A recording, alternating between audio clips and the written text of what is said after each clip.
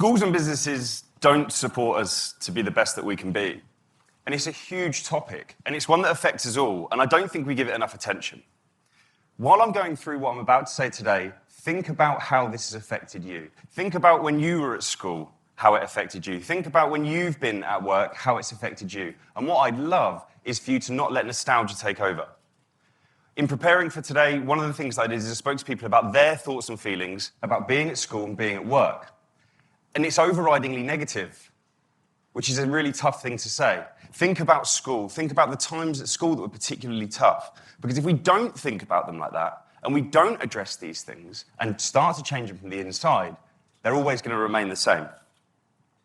So my title is looking at what the best people are and how we can generate them from schools and businesses. And if I think about the best people, and the best people that I don't know, like Jacinda Ardern, who's the Prime Minister of New Zealand, she's one of the best people.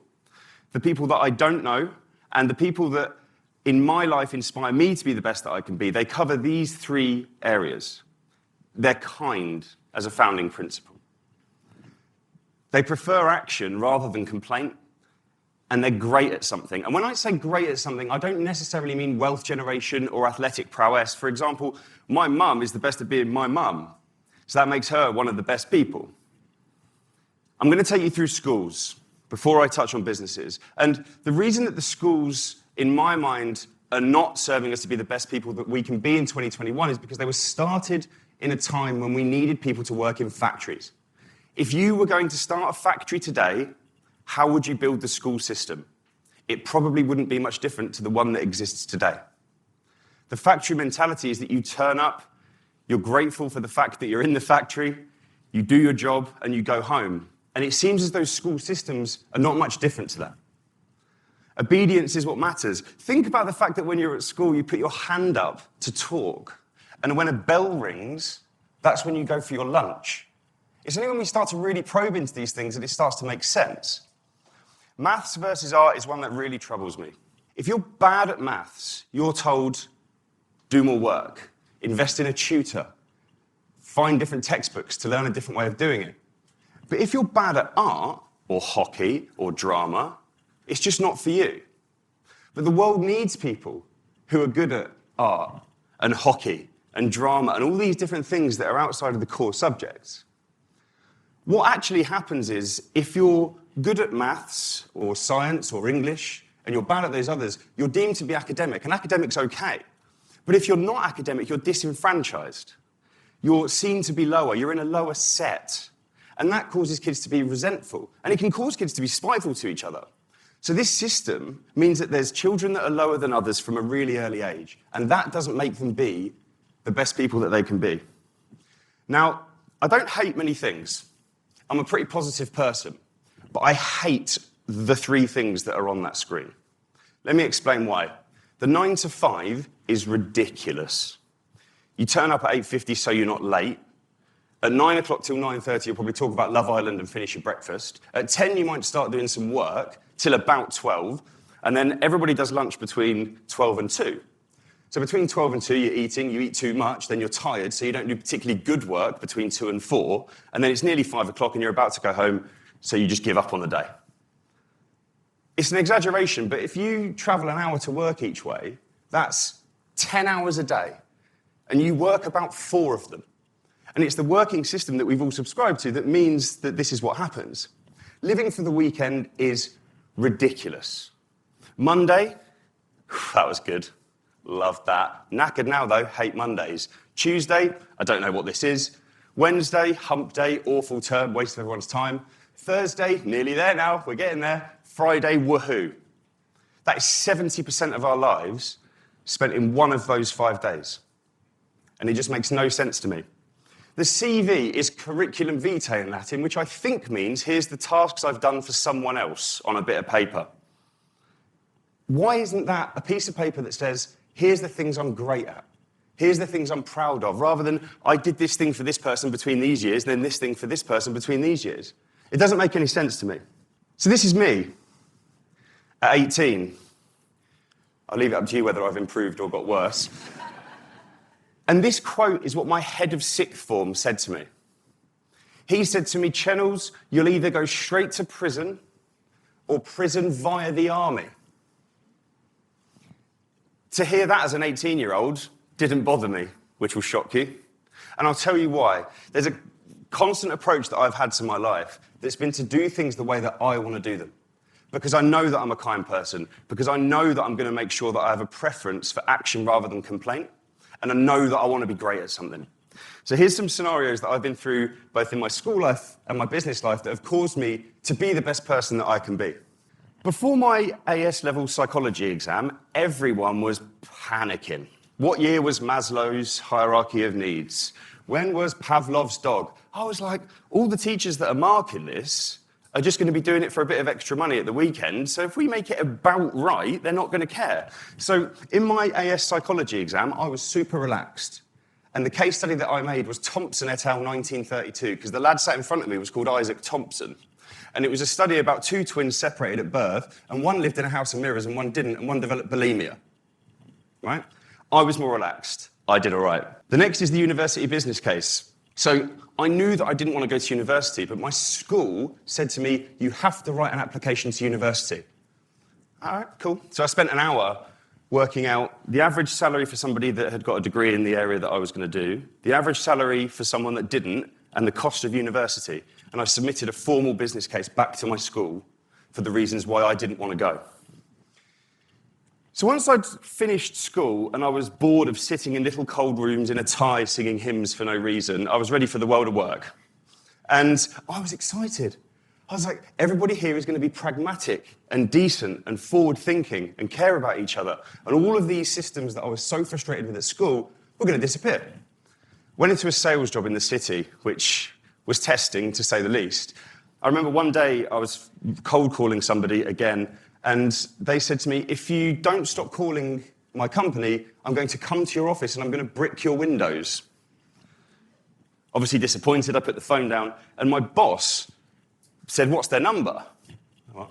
And he dialed the number into the phone, and he gave me the receiver, that's how long ago it was, and he said, tell them why they're not going to brick our windows.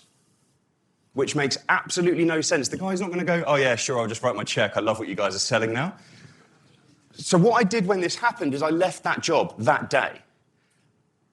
The CV looks worse if you jump around jobs, but I didn't care, because having a good CV didn't make me the best person that I can be. I was trying to sign a grocery client early in my career, and this guy said to me, ring me back next Wednesday. Sure thing, rang him back every Wednesday, trying to sell what I was doing. And then about 6 Wednesdays later, I said, where do you live? He said, I live in Godalming. So you get the train out of Clapham Junction, right? Yeah. Okay, cool. I'll meet you at Clapham Junction, I'll sit on the train with you a couple of stops, and I'll tell you what I do. And if it's rubbish, I don't have to call you back, and you don't have to listen to my calls ever again. My boss said that I couldn't go because the meeting was in an office, so I couldn't sit in the CRM system of the business we were working at. So I said I was going to the toilet, and I went anyway, and it became our biggest client. If I hadn't have done what I wanted to do, we wouldn't have signed that client. My career wouldn't have advanced because I didn't sign that client, and you can see where I'm going. So what am I here to do today? What I'm here to do today is to suggest that actually these systems are pretty difficult to change. We're not going to change the school system as a group of people here. But what we can do is accept the challenge of trying to help kids and trying to help businesses be better places to be. So if you're an auntie, an uncle, a nan, a granddad, a mum, or a dad, or even if your friends have got kids, you've got a responsibility to try and help them be better people. President, intern, or everything in between. If you apply for a job next week on Wednesday morning and they bring you in for an interview, the way that you approach that interview can change that company. You can make that CEO that you're interviewing with think twice about some of the ways that he or she operates. So we've all got a responsibility. We've got to buy into it day after day. So what can we do to help kids be the best they can be? We've got to ask great questions. To say to a 7-year-old, how do you think you're going to perform in your mid-year 4 mock chemistry exam is a complete waste of time. That doesn't help that child be better. Why can't you say to the child, which of the kids in your class is happier than they were last term and why? Because identifying that will make them a better adult than knowing if they're going to do well in their mid-year 4 mock chemistry exam. Kids between 10 and 20 now aren't any weaker than any generation before. They're just more open about vulnerability and weakness, and we need to encourage that. We need to let kids feel comfortable and happy saying when things are difficult. Because if they voice their problems and they voice their concerns, they'll end up being greater people as a collective. I don't like the way that we assume that certain kids are going to do certain things. If your parents are rugby players, you'll probably be a rugby player. Play the flute, bake cakes, do what you want. Unless we let kids try and do a ton of different things, they're never going to work out the thing that's best for them. So don't force them into doing stuff. The last one's a really important one. Support kids. There's too much, you've got to be better, you've got to be faster, you've got to be stronger, you've got to get better grades. We've just got to put our arm around kids a little bit more. We've just got to help them and encourage them and be there for them. So in businesses, what can we do? I'm lucky enough to be the CEO of a technology company, and these are some of the things that I try and do day to day to make work better for everyone. I never want anyone to do anything for the sake of it. And say no. When you're at work, say no. If something's ridiculous, the person that's telling you it probably thinks that it's ridiculous as well. So say no. Change things, challenge things. Trust and kindness is really important. One of the things that I do is I let everybody work wherever they want to work. Everyone gets unlimited holiday. Because who am I, as the person that owns the company, to say, you've got to be here every single day, and if you're tired, you can't work at home. A day and a half's holiday before Christmas and saying you can't go to your nan and granddad's because you've only got a day and a half left is ridiculous. Support with mental health, this is massive, and it's always been a huge part of my life, is letting people be vulnerable, giving people the tools and opportunities to get better and to focus on their mental health as much as their physical health. And the last thing is to encourage strength-based leadership. It seems strange to me that in companies they say, right, the chap that works in finance has got to be as good as the person who works in operations, so we're going to get them to work together to make sure that you're absolutely brilliant at the thing that you're supposed to be good at. I don't understand why it would be, right, okay, you've got to get better at 7 different areas. You've been hired for a reason. Focus on being brilliant at that specific thing. So, the last thing for me to say is that I want everybody to enjoy the responsibility. We can't change every school and every business. It's borderline impossible. But what we can do as individuals is try and be the best that we can be, and it will proliferate. And every time you do something great and you're a better person, somebody will see that and we'll all move forward collectively to bring about change. Thank you.